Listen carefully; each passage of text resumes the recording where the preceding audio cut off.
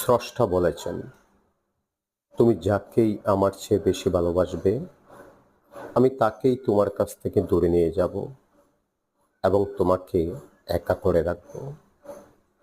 তিনি আরো বলেছেন, কখনো বলবে না আমি তাকে ছাড়া বাঁচব না, তবে আমি তাকে ছাড়াই তোমাকে বাঁচাবো এবং পেছনের অনুগত সব আবেগকে কেড়ে নিয়ে তোমাকে দিব্যি সামলে নিয়ে যাব। তুমি কি দেখো না, ঋতুরাও বদলাতে থাকে, ছায়া দেওয়া গাছের পাতাও যায় শুকিয়ে, ধৈর্য হারিয়ে যায়, কিন্তু তোমার স্রষ্টা ধৈর্যশীল ও পরম দয়ালু। সেই ঝরে যাওয়া পাতার ডাল থেকেই আবার সবুজ পাতা গজায়। তুমি কি দেখো না তোমার স্রষ্টার এই নিদর্শন?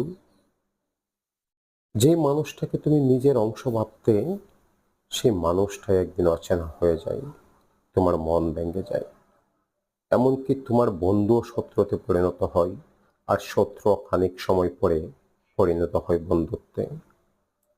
যে মানুষটাকে নিজের জীবনের চেয়েও বেশি ভালোবাসতে, সেও প্রতারণা করে।